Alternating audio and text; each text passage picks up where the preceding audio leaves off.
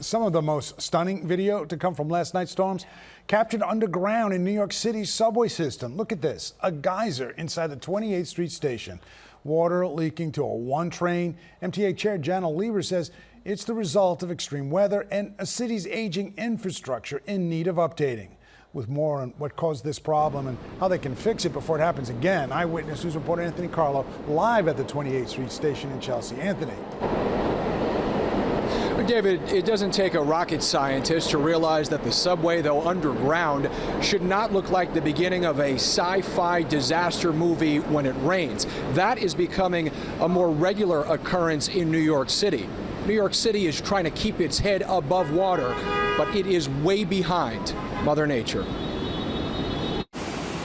It's a subway, but it looked like it had to be ready to run as a submarine Monday evening. The 28th Street station in Chelsea looked more like a water park, but the water gushing from the ground and pouring into subway cars made for anything but a fun ride. I thought it was insane. I've never seen anything like that. Lillian has never seen anything like this, but has seen enough recent subway flooding to know better. I stayed home. Yeah. And why was that? I was like avoiding that at all costs. If that doesn't tell you it's become more common, just look at the riders giggling with their legs up, some on their phones.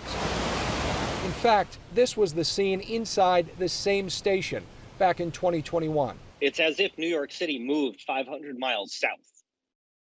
And so we have an infrastructure that was designed for an environment we no longer live in. Specifically, a sewer and subway system, both a century old, that are simply not built to withstand so much rain in a short amount of time. The city's Department of Environmental Protection has significantly invested in maintaining the system, but expanding sewer capacity won't happen overnight. The reality is we are going to do as much work as we possibly can. But number one, we can't protect against absolutely everything. And this is a long-term project. There's no way around it. They're talking decades. The MTA has its own climate resilience plan, pumping millions of gallons of water from the system. We had some big shutdowns intermittently because of track circuit failure, because of signal issues, but the system ran pretty well. But the agency still finds itself in a race against worsening storms and time. I'm not sure I can blame the city for global climate change. I've been to other cities and their stuff is more advanced. For a city this big, I feel like there should be more.